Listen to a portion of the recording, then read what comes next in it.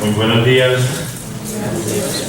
y muchas gracias a la Universidad Nacional por esta oportunidad de conversar con ustedes en la mañana de hoy sobre un tema de tanta importancia de la actualidad colombiana como es el tema de la implementación de los acuerdos de paz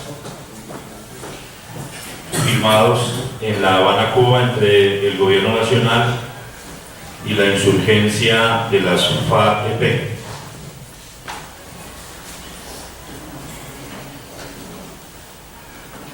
Para entender la razón del involucramiento de los movimientos sociales en los procesos de paz y en particular en la implementación del actual acuerdo, es importante entender que el conflicto colombiano, que tiene más de 5 décadas, ha tenido como razones de su existencia profundas desigualdades económicas, sociales y políticas. Es decir, la génesis del alzamiento armado en Colombia se da en razón de la exclusión política de las grandes mayorías del país, de la falta de oportunidades económicas para la mayoría de la población colombiana y, por supuesto, la desigualdad social que ha generado un modelo político y económico que ha excluido históricamente a las mayorías. Colombia se ha erigido como Estado y quizás intentando hacerlo como república sin haber resuelto sus grandes conflictos. Es decir, uno de ellos, quizás el más importante, el conflicto sobre la tenencia de la tierra, sobre el uso de la tierra y, por supuesto, del modelo de desarrollo rural que no ha tenido en cuenta a los campesinos, a los indígenas y a los afrodescendientes. Nosotros heredamos de la corona española una institucionalidad que poco ha cambiado en estos 200 años de vida republicana que estamos por cumplir en el 2019, es decir, luego de la última batalla de nuestra independencia contra la corona española.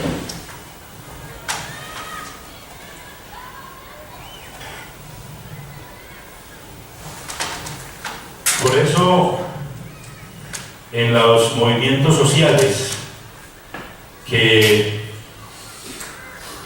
empezaron a originarse a finales del siglo XIX y comienzos del siglo XX, nosotros encontramos en sus plataformas de lucha precisamente reivindicaciones de carácter político, de carácter económico y de carácter social, que le han apuntado precisamente a resolver situaciones de conflicto entre colombianos, pero que al no ser resueltas originaron hace 53 años,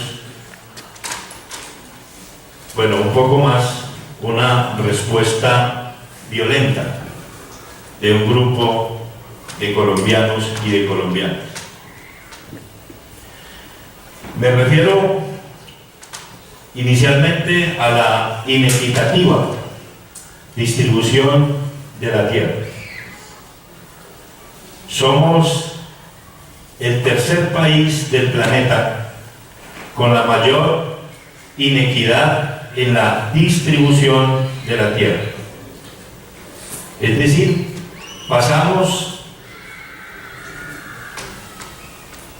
de la negación total de los españoles al derecho sobre la tierra que tenían las comunidades prehispánicas o los indígenas, como les decimos ahora, a la constitución de grandes haciendas de carácter colonial, que fueron la forma de explotación de la tierra durante la segunda mitad del siglo XIX y buena parte del siglo XX. Y hemos tenido en lo transcurrido de este siglo una reconcentración de la propiedad sobre la tierra, sobre todo de forma violenta y con fines especulativos. Hoy, el 46% de la tierra está en manos del 1% de los propietarios. Es decir, que la mayoría de la población colombiana del sector rural, aproximadamente unos 8 millones de habitantes, de los 12,5 o 13 del total de la población, no poseen tierra o la poseen de manera insuficiente. El otro conflicto del sector rural tiene que ver con el uso del suelo. Nosotros tenemos un territorio de 114.100.000 hectáreas. De esos 114.100.000 hectáreas, hay 10 millones de hectáreas aptas para la agricultura y aproximadamente 20 millones de hectáreas aptas para la ganadería. Es decir, la gran mayoría de nuestro territorio tiene vocación forestal productor o forestal protector, porque son selvas andinas o selvas nubladas, o son selvas tropicales de la Amazonía cuyos suelos no son aptos aún para la producción agrícola o pecuaria. Pero si hacemos un análisis del uso actual de la tierra, encontramos que hay 45 millones de hectáreas en praderas, no en ganadería, sino en praderas. Porque el tipo de ganadería que se realiza en nuestro país es una ganadería de tipo extensivo, o sea, muchos pastos y pocas vacas. Tenemos un hato ganadero no mayor a las 22 millones de cabezas de ganado, es decir, tenemos menos de media vaca por cada hectárea.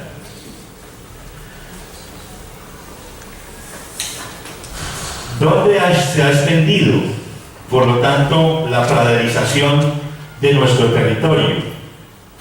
Se ha extendido a costa de suelo productivo que podría perfectamente estar siendo usado hoy en la agricultura, o suelos que le hemos robado a las laderas de las selvas nubladas, de los bosques de niebla, o que le hemos robado a la selva tropical.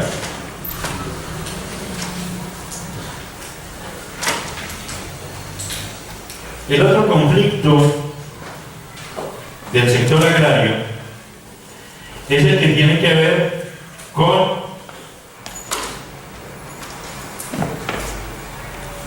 los asalariados agrícolas. Hasta hace no mucho tiempo se pudo conquistar en la legislación colombiana el derecho de los trabajadores rurales a una jornada laboral legal de 8 horas. Pero aunque existe en la ley, esta no se cumple. Es decir, tenemos algunos sectores de la producción que podríamos dividir en 3 franjas: el sector de la agroindustria, el sector de la agricultura comercial y el sector de la economía parcelaria de campesinos, indígenas y comunidades negras. En el sector de la agroindustria sobresalen 4 o 5 productos: la caña de azúcar, la palma africana, las flores, el banano y el bosque maderable. La caficultura, que nosotros también, o que el mundo considera una agroindustria, bueno, en nuestro país eso estaría como en discusión, ¿cierto? Dado que no es mayor la transformación de las cosechas cafeteras en nuestro país, y por el contrario nosotros en ese sentido exportamos materias primas. Pero también podríamos decir que quizás la producción agroindustrial, donde de manera más amplia participan los pequeños y medianos productores, es en la caficultura, puesto que hay alrededor de unos 650.000 familias cafeteras. Es decir, es quizás la producción agroindustrial donde de mejor manera se redistribuyen los ingresos que se obtienen por la exportación del grano. Pero en todos estos renglones de la agroindustria, ¿cómo van los trabajadores asalariados? En la palma africana, en el banano, en las flores y en los bosques maderables se violan permanentemente y se han violado históricamente los derechos de los trabajadores. Las jornadas laborales, la forma en que se contrata y sobre todo los riesgos laborales a la salud de las trabajadoras de las flores y de algunos pocos trabajadores, puesto que la floricultura es quizás donde la mano de obra es mayoritariamente femenina. Son condiciones indignas y que por supuesto no garantizan para las mujeres ni para los trabajadores de esta agroindustria condiciones favorables, dignas para su trabajo. La caficultura, ¿cierto?, por ser una agroindustria de cosecha, emplea pocos trabajadores asalariados con contrato formal, y la mayoría de los obreros de la caficultura, de la agroindustria, los conocemos nosotros como trabajadores temporales o andariegos, es decir, que andan de región en región buscando una cosecha, y sus condiciones laborales, es decir, salariales, prestacionales y de seguridad social, son absolutamente inexistentes.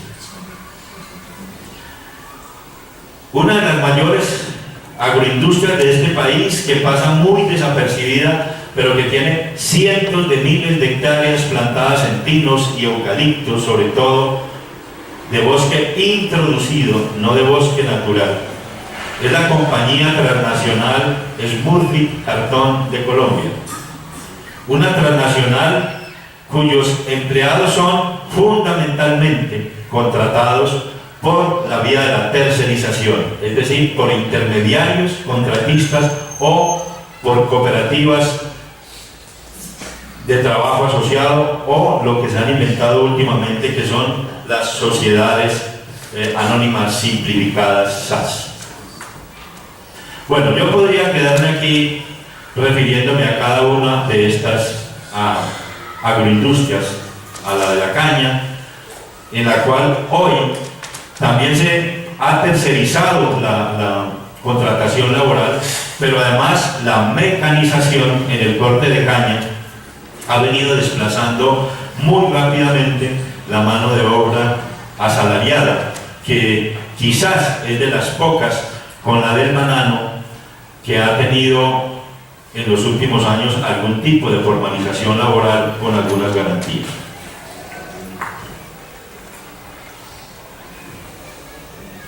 He tomado el tema del sector agrario porque efectivamente, como lo dijera la doctora Mariela, soy dirigente agrario de la Federación Nacional Sindical Unitaria Agropecuaria FENSUAGRO, y hago parte también del Comité Ejecutivo Nacional de la Central Unitaria de Trabajadores. Es decir, es uno de los sectores que mejor conozco dentro de nuestro país. Pero si nos referimos entonces ya en general a todo el movimiento social, todos ellos han planteado desde hace muchísimos años la necesidad de que se tengan en cuenta sus propuestas como una apuesta necesaria para la construcción de la paz con justicia social en Colombia.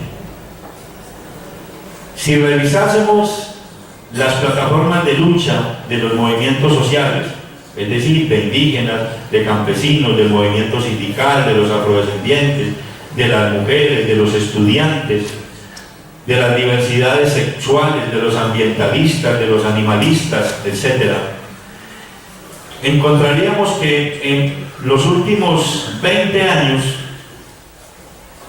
uno de los elementos importantes de todas estas plataformas de lucha lo concretaron en la exigencia de una solución política dialogada a lo que se ha denominado el conflicto social armado en Colombia. Entonces, el aporte del movimiento social con diferentes acciones de carácter nacional e internacional, foros, seminarios, encuentros, marchas, movilizaciones, exigiendo la solución política, ha sido de carácter permanente. Si nos referimos ya en concreto a los que han sido los procesos de paz, podríamos encontrar en ellos las diferencias que los han marcado y la diferencia que tienen hoy con el acuerdo de paz actual y con el proceso de diálogo que se adelanta hoy entre el gobierno nacional y el Ejército de Liberación Nacional en Quito. Colombia, que es un país que no ha podido superar sus conflictos, ha tenido también distintos procesos de paz. En los años 50, las guerrillas liberales comandadas por Guadalupe Salcedo, DUN y Dumas Alcure entraron en un proceso de paz con el gobierno del general Gustavo Rojas Pinilla. En ese proceso de paz se comprometió el Estado a garantizar la reincorporación económica de los excombatientes, se comprometió a dar amnistía e indultos y efectivamente el grueso de las guerrillas liberales entraron en el proceso de paz. La década en que más procesos de paz tuvimos fue la década del 90 del reciente siglo pasado. El M-19, el Ejército Popular de Liberación, el Partido Revolucionario de los Trabajadores PRT, el movimiento guerrillero indígena Quintín Lame y una parte del Ejército de Liberación Nacional que conocemos como la Corriente de Renovación Socialista. ¿Qué se pactó? Se pactó la amnistía y el indulto general por vía administrativa. Se pactó la favorabilidad política, es decir, la posibilidad de que los excombatientes no solamente conformaran partidos políticos como efectivamente lo hizo el EPL con el Movimiento Esperanza, Paz y Libertad, el M-19 con la Alianza Democrática M-19, el movimiento Quintín Lame, que a partir de allí se funda la Alianza Social Indígena, hoy conocido como Alianza Social Independiente, y la Corriente de Renovación Socialista, que digamos no funda precisamente un partido.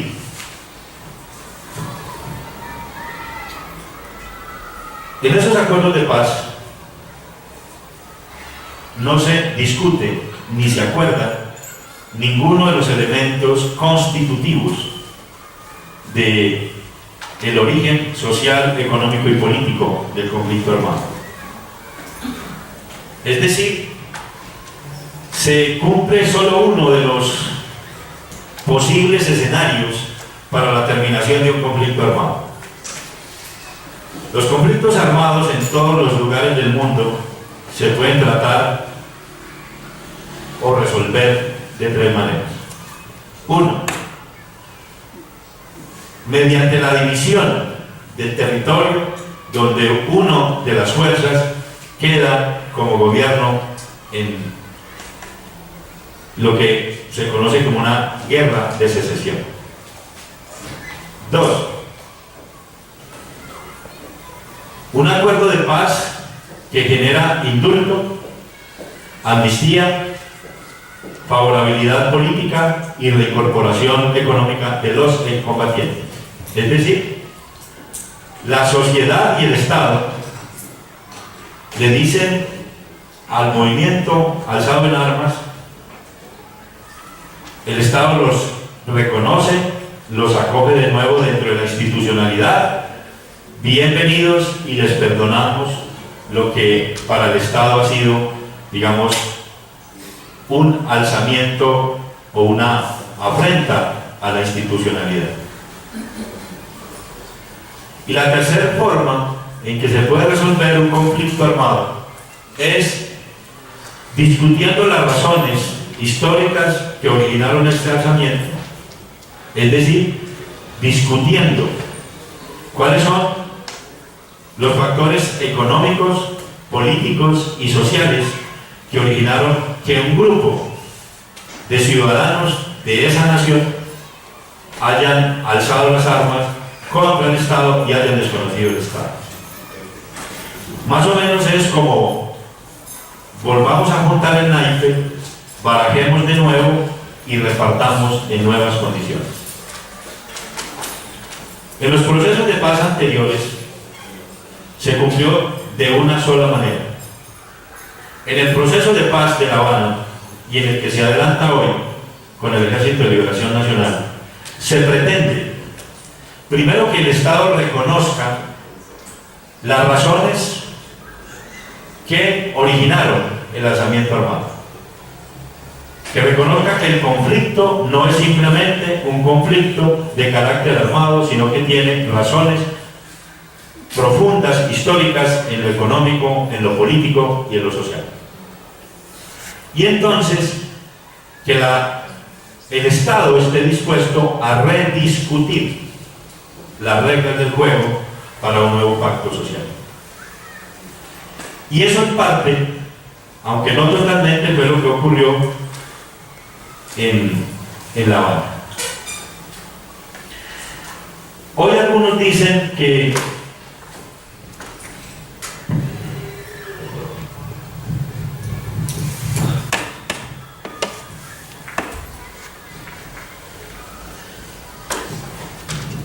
en La Habana no hubo participación de la sociedad colombiana. Seguramente la participación de la sociedad colombiana en los diálogos de La Habana no fue la que muchos y muchas hubiésemos querido. Pero sí hubo participación. Como parte de la metodología, el gobierno y la insurgencia pactaron escenarios de participación regional en foros y seminarios regionales, foros nacionales, una página virtual donde cualquier ciudadano o ciudadana de este país podía hacer llegar sus propuestas, y en la última fase, en los últimos 2 años de la negociación, se abrió la posibilidad de que muchos y muchas en delegaciones de sectores sociales, de indígenas, de afrodescendientes, de campesinos, de empresarios, de mujeres, de población de diversidad sexual, de víctimas, etcétera, llegaran a la mesa para intercambiar opiniones con los delegados del gobierno y con los delegados de la insurgencia. Y eso dio como resultado entonces un acuerdo de 6 puntos que recoge en buena parte las plataformas de lucha de los movimientos sociales. ¿Por qué es lo otro que algunos opinan? Es que en La Habana no se tuvieron en cuenta las propuestas de la ciudadanía. Seguramente tampoco podemos sentirnos satisfechos porque no se hayan tenido en cuenta la mayoría de esas propuestas. Pero yo voy a poner 3 ejemplos. Los campesinos en Colombia, que surgimos como movimiento en el año de 1907, con las ligas agrarias fundadas por Vicente Adamo y Juana Julia Restrepo en el Alto Sinú y en el Alto San Jorge, departamento de Córdoba, siempre nos planteamos y nos seguimos planteando la necesidad de una reforma agraria integral, de una redistribución de la tierra. La lucha del campesinado llevó en el año de 1961, mediante la ley 135, a que se creara el INCORA. Y el INCORA en 45 años apenas logró, mediante la compraventa de tierras, entregar 1.200.000 hectáreas. El acuerdo de paz contiene el compromiso del Estado colombiano de crear un fondo de tierra de 3 millones de hectáreas, es decir, 3 veces lo que el INCORA logró hacer en 45 años, mediante la participación de las comunidades. Pactó la formalización de la propiedad de 7 millones de hectáreas, es decir, muchos campesinos y campesinas que han tenido posesión de la tierra sin que hayan podido formalizar la propiedad, hoy tendrán la oportunidad de formalizarla y entrar, digamos, como propietarios dentro del Registro Nacional de Propietarios. Pero también la formalización de la propiedad da la posibilidad de clarificar cuántas de las miles de hectáreas que hoy poseen personas con títulos ilegítimos fueron adquiridas con dineros ilícitos o fueron despojadas mediante la violencia, y estas tierras deben retornar a sus legítimos propietarios. Es decir, allí se recoge uno de los elementos más importantes de la plataforma de lucha del movimiento campesino. Pero también recoge el punto 1 de La Habana, la necesidad de una reforma rural integral. Una reforma rural integral que no solamente plantea los 3 millones de hectáreas para dotar de tierras y los 7 millones de la formalización, sino programas nacionales de desarrollo rural integral, de los cuales se han establecido 16 como prioridad, como planes de desarrollo territorial, y se plantean programas para la superación de la pobreza extrema en el campo y, por supuesto, para la inclusión de la economía campesina como parte de la economía nacional. Segundo ejemplo, el tema de las víctimas. Desde hace unos 15 o 20 años, el movimiento de víctimas en nuestro país ha venido exigiendo la necesidad de que haya justicia, verdad, reparación integral y garantías de no repetición. Esos 4 aspectos del movimiento de víctimas en nuestro país fueron recogidos integralmente por el Acuerdo de La Habana. Y se establecen una serie de mecanismos necesarios precisamente para cumplir con estos postulados que han sido exigencia del movimiento de víctimas en nuestro país. Y el tercer ejemplo es el punto 4 de la Agenda de La Habana: solución al problema de las drogas ilícitas. El Estado colombiano se ha gastado más o menos unos 35 años y no sé cuántos miles de millones de pesos intentando resolver el problema de la producción de hoja de coca, de marihuana y de amapola en Colombia. ¿Qué ha logrado? Nada. ¿Por qué? Porque la política antidrogas aplicada por el gobierno colombiano, lo único que logró en estos 30 años de la llamada lucha contra las drogas fue triunfos temporales o disminuciones temporales de las plantaciones de hoja de coca.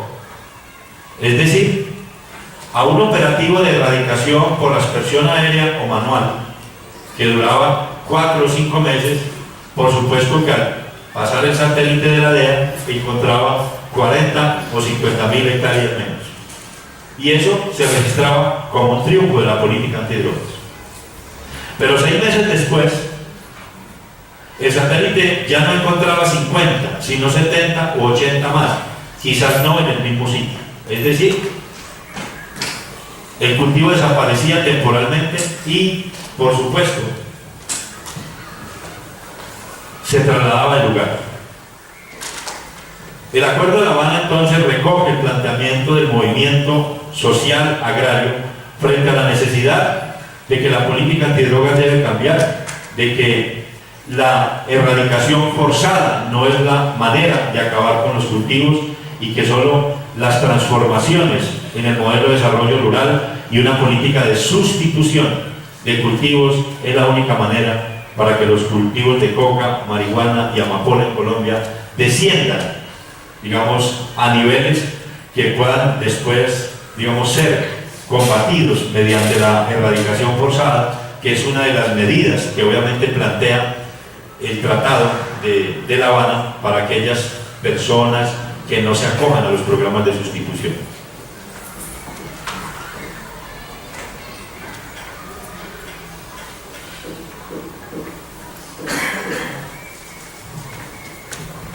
Como vemos entonces, el movimiento social ha sido trascendental, no solamente en la discusión, sino en los resultados de lo que ha sido el Acuerdo de La Habana, firmado hace ya un año en el Teatro Colón, bueno, inicialmente en Cartagena y luego en el Teatro Colón.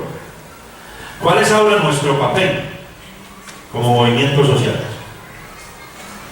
Trabajar por la implementación integral de estos acuerdos. Hemos venido participando en distintas instancias. Una, en la construcción del plan marco para la implementación. 2, en el Consejo Permanente para el desarrollo del Plan Nacional Integral de Sustitución de Cultivos Ilícitos. Hay un aporte importante del movimiento social en la verificación de los acuerdos, en lo que tiene que ver con la implementación del enfoque diferencial étnico, para lo cual se ha creado una alta instancia que tiene la participación de indígenas y de afrodescendientes.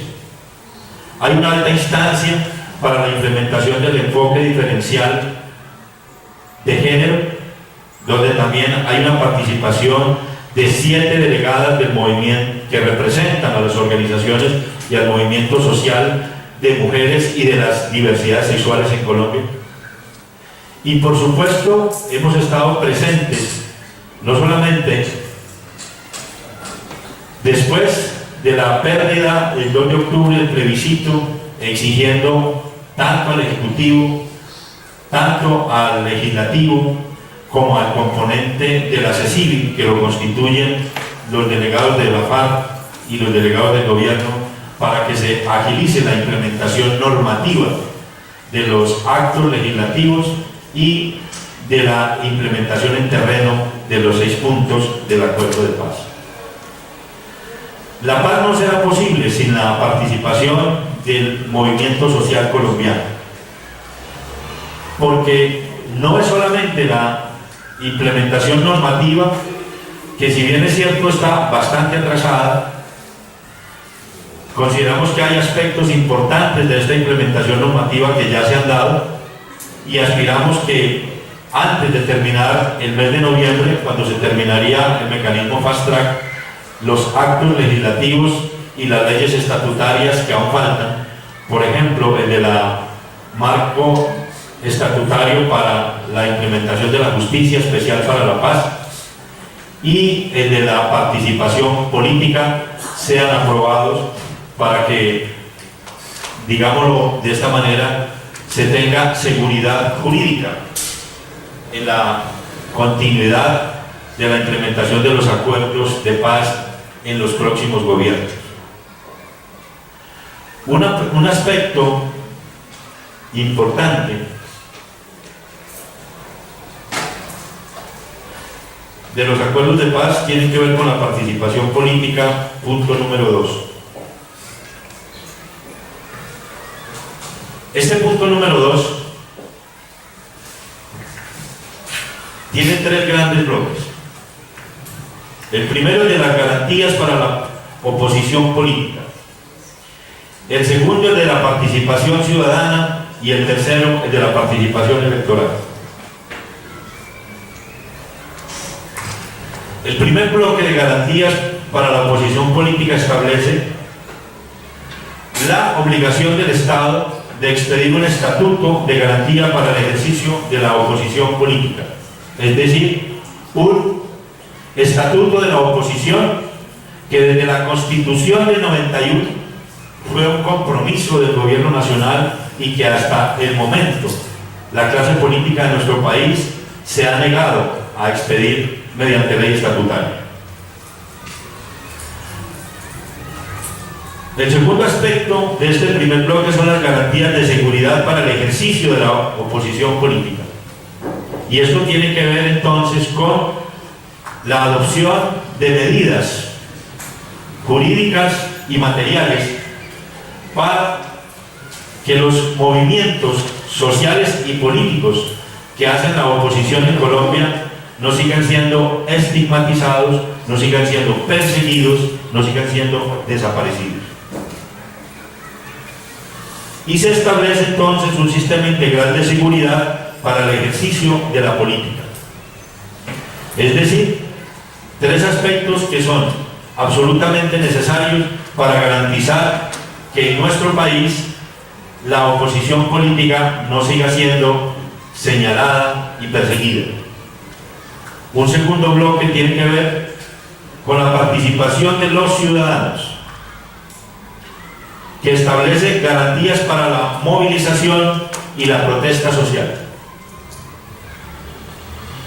Es decir, se hace necesario que se establezcan garantías al ejercicio de la movilización y de la protesta social, y eso llevaría necesariamente, a nuestro juicio,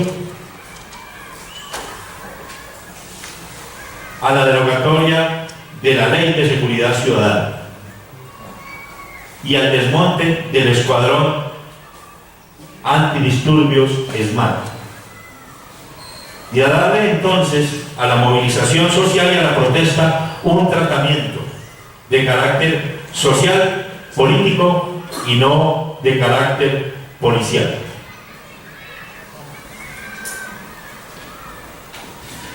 Garantías para la reconciliación y la no estigmatización por razón de la acción política. Es decir, una democracia,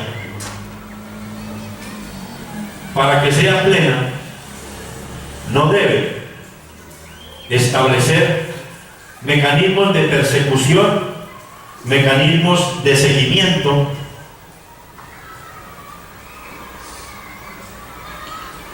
ni de señalamiento para las personas que opinan distinto a las políticas del Estado.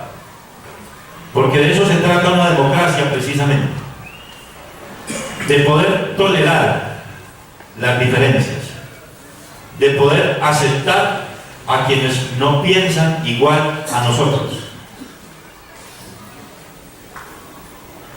Establece la necesidad de control y de veeduría ciudadana, es decir, darle herramientas a las veedurías ciudadanas que hoy son más o menos un saludo a la bandera. Existen dentro de la legislación colombiana pero son pocas las herramientas efectivas que han tenido para poder frenar la corrupción que se presenta en el Estado colombiano en todos los niveles.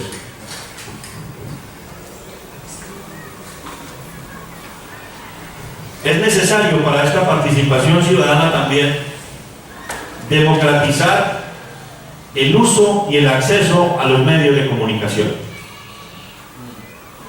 Una democracia no puede seguir dependiendo de los monopolios de la información en Colombia, de grandes medios que generan estados de opinión de acuerdo a los intereses de los dueños del poder económico. La ciudadanía en su conjunto, las organizaciones comunitarias, deben tener la posibilidad de acceder a medios públicos, tanto de carácter nacional como de carácter regional, y por supuesto la posibilidad de construir sus propios medios para expresar sus opiniones. El tercer bloque de la participación ciudadana tiene que ver con la participación electoral. Es necesario que en nuestro país de verdad se abra la puerta al pluralismo político. Colombia tiene más o menos unos 16, 17 partidos o movimientos políticos, pero en realidad tienen solamente 2 o 3 ideologías. Es decir, la ideología de la derecha, que tiene la mayoría de los partidos y los movimientos, convertidos hoy no en partidos, sino en microempresas electorales.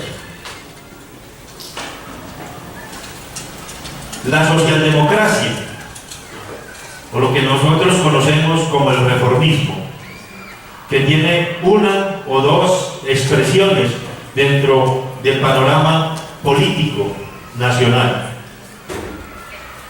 y lo que se denomina la izquierda revolucionaria.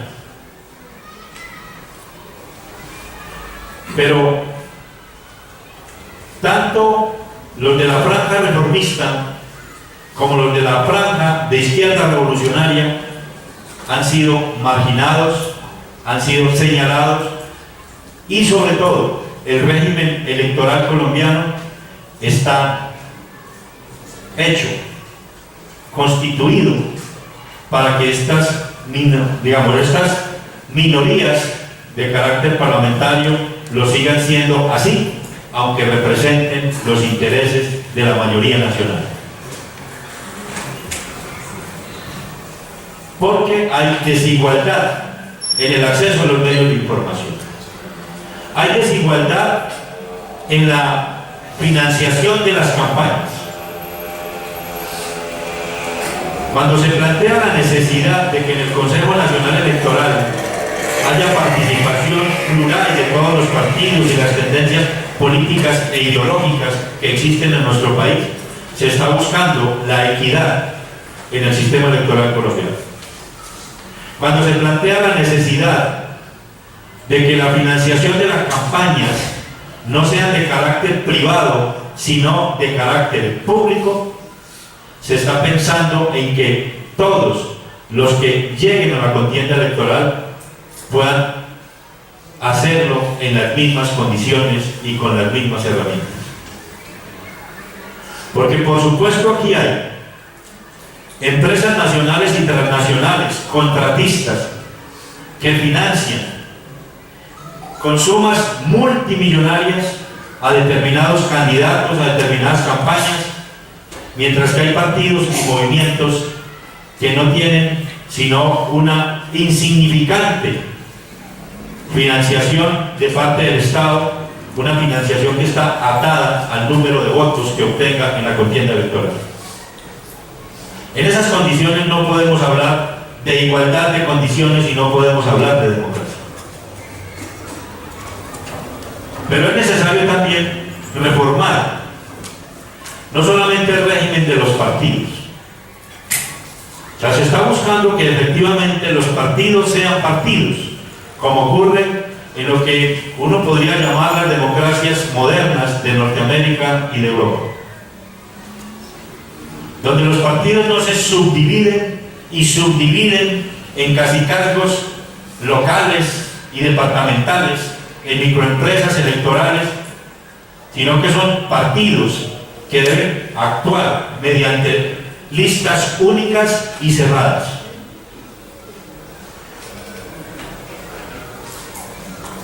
Donde se pueda hacer un ejercicio de la oposición